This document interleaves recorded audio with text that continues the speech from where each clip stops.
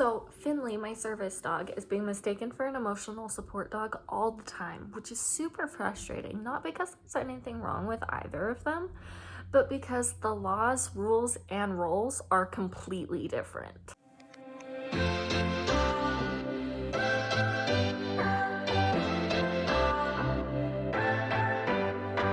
Hey everybody, I'm TJ, and this is Finley. He is my psychiatric service dog, and today I'm gonna go into the difference between a service dog and a emotional support dog, because they get confused all the time, and especially where there are psychiatric service dogs. And so there are service dogs for things like depression and bipolar disorder and PTSD and schizophrenia and all sorts of things that you could also have a emotional support animal for. Anyway, so first I'm going to start with the roles, okay? So a service dog has to be trained to do specific tasks to help with the handler's disability.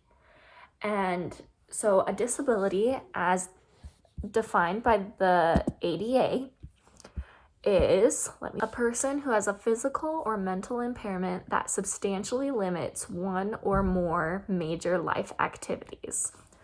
So that could be someone that's missing a limb. That is obviously a disability. Or someone who is unable to, maybe they have a paralyzed arm, or maybe they have, I'm losing all of my thoughts right now. I don't know. I'm so sorry. But anyway, but we all know of a lot of different disabilities that are examples, but there are also mental impairments that qualify as disabilities as well. And so even things that we don't think of as disabilities can be disabilities as well. So even if someone has extreme anxiety to the point that they can't sleep, they can't eat, they can't go to the bathroom, they're throwing up, like anything like that, like if they have severe anxiety and it's affecting every aspect of their lives, that qualifies as a disability. And it is possible to get a psychiatric service dog to help with that disability. However, this is kind of what I was trying to say before, is that in order to get a service dog, they have to be trained to do specific tasks to help with that disability. So with our severe anxiety example, they could alert you to anxiety attacks. They could bring you medication, do a stress alert. They could go get help. They could do so many different things. Honestly, it is so cool what all service dogs can do. So, so that is a service dog, trained to do specific tasks to help with a handler's disability. Where an emotional support dog's mere presence helps relieve emotional stress.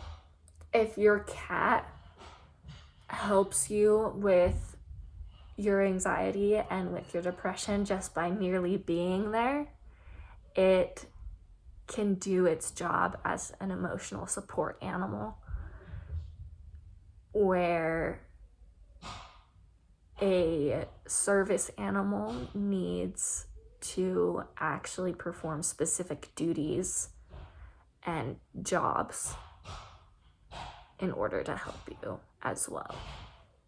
I hope that made sense. I think I over-explained. So there's that. So now the laws. So there is a disability requirement for a service dog. I already said the ADA's definition of disability and gave you an example, but for a service dog, you do have to have a disability. And so you need that medical professional's diagnosis and suggestion, as well as proof of training. You can train with a professional, or you can train personally on your own, where for an emotional support animal, you don't necessarily need to have a disability. You can just have emotional distress and get the recommendation from your doctor to have your animal certified as an emotional support animal. But also, fun thing is that there is no pet type regulation for an emotional support animal. So your emotional support animal could be a bird, it could be a snake, it could be a hamster, it could be a bunny, it could be anything really. And so you can have all sorts of animals be emotional support animals, where a service animal has to be either a pony, like a miniature horse, or a dog. And I assume that's because they're the easiest to train and they work really well for mobility issues and tasking, I assume. I don't know the actual reasoning behind it, but those are the only two animals that you are legally allowed to have as service animals in the United States. Now, for the rules. So, public access is a big difference in rules. So, emotional support animals don't have public access. Up until recently, you used to be able to take them on planes. They aren't allowed on planes, on flights anymore. However, there are some airlines that do make exceptions and allow you to fly with your emotional support animal. And you can have an emotional support animal in your home even without a pet agreement, and they cannot charge you an extra pet fee. For service animals can go anywhere that the general public can go. So they can go to airports, they can go to movie theaters, zoos, bowling alleys, concerts. Anywhere the general public can go, a service animal can go as well. However, if it's a super exclusive thing and there's no children allowed, or there's if it's really exclusive, they can also exclude service animals as well. There are a few exceptions to where service dogs are allowed to go, but in general, they are allowed to go anywhere that the general public can go.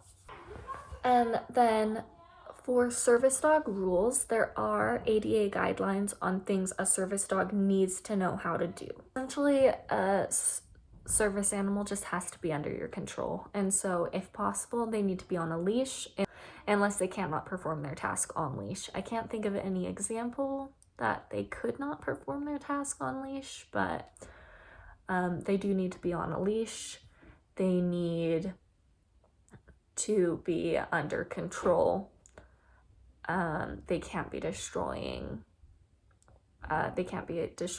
products or goods or equipment, and they can't be causing a scene. Otherwise, you can be asked to leave. So something that I think is important to note as well is just that there is no specific certification for either an emotional support animal or a service dog. So all of those things online that say register your animal as a service dog here, or register your animal as an emotional support animal here, total scams, okay? There is nothing like that. Just talk to your doctor, see if that's right for you, and then go from there. If you want something about the process of getting a service dog, I can go into that in another video. Just leave a comment below. But for an emotional support animal, it's really simple. Just go talk to your doctor, see if they can write you a letter that says that your animal's an emotional support animal. I guess that's everything, unless you have anything to add, Finley. Do you have anything to add? Do you have anything to add? Ready? He melted. Oh, he's pulling me down.